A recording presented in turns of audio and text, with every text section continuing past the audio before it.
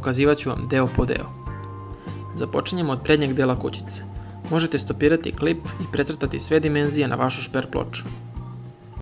Dok ovo precrtavam, moram ponovo da vas obavestim, pošto možda neko nije čuo, ali otvoren je novi kanal gdje ću raditi samo eksperimente. Link će biti ispod u deskripciji, a uskoro počinjem sa radom i tamo.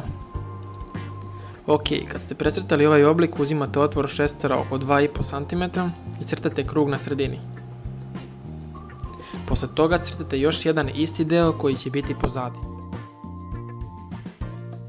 Kao što vidite, ovaj deo u sredini smo napravili, ostaje nam još podloga koja je dimenzija 6x10 cm, krov, to su dva pravouголnika 14x12 cm i dve bočne strane, to jest dva pravouголnika 10x8 cm. Kada iscrtamo sve delove, uzet ćemo testericu i početi sa sečenjem.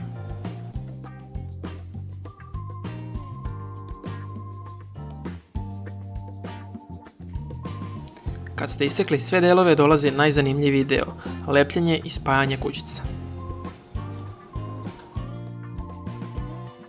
Dok ste crtali i sekli delove, sigurno ste naučili koji je koji deo, to jest šta su bočne strane, šta je podloga, a šta krov.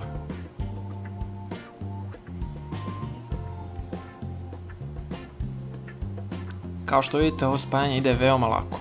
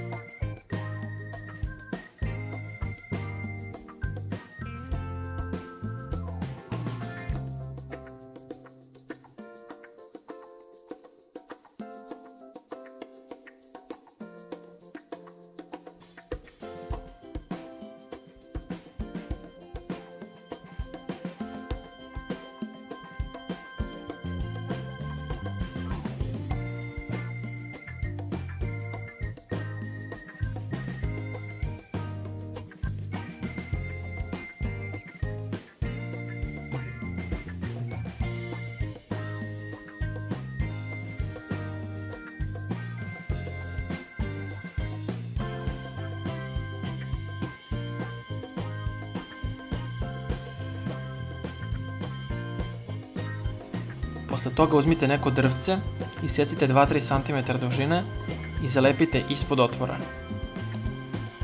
To će pomoći pticama da lakše uđu u kućicu. To bi bilo to, na kraju možete srediti, to jest dekorisati vašu kućicu po želji.